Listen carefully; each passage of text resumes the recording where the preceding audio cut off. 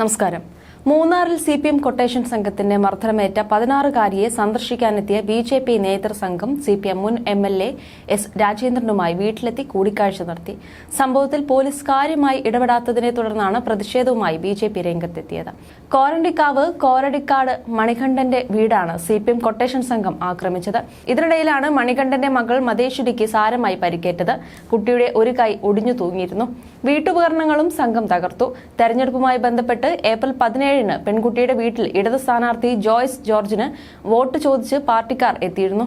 ഈ സമയം S രാജേന്ദ്രനുമായി ആലോചിച്ച് ചെയ്യാമെന്ന് പറഞ്ഞു.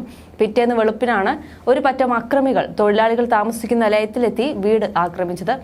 പോലീസ് സ്റ്റേഷനിലേക്ക് നിരവധി തവണ വിളിച്ചിട്ടും അനക്കമുണ്ടായിട്ടില്ല.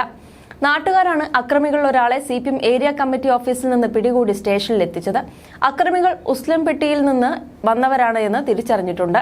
അക്രമികൾക്കെതിരെ ജാമ്യമില്ലാ വകുപ്പ് പ്രകാരം കേസെടുത്തെങ്കിലും എല്ലാവർക്കും സ്റ്റേഷൻ ജാമ്യം നൽകി വിട്ടയച്ചു. എന്നാൽ ഇയാളെ പിടിച്ചു കൊടുത്തവർക്കെതിരെ ഗുരുതര വകുപ്പുകൾ ചുമത്തി കേസുമെടുത്തു. ഇതിൽ പ്രതിഷേധിച്ചാണ് BJP നേതാക്കൾ സ്ഥലത്തെത്തിയത്.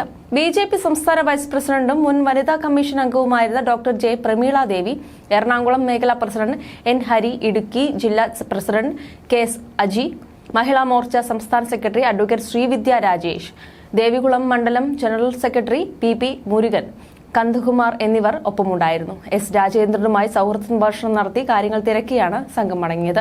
മൂന്നാറിൽ കൊട്ടേഷൻ സംഘത്തിന്റെ മർദ്ദനമേറ്റ മതേശ്വരിയെയും ദേവികുളം മുൻ MLA S രാജേന്ദ്രനെയും BJP നേതാക്കൾ സന്ദർശിച്ചു.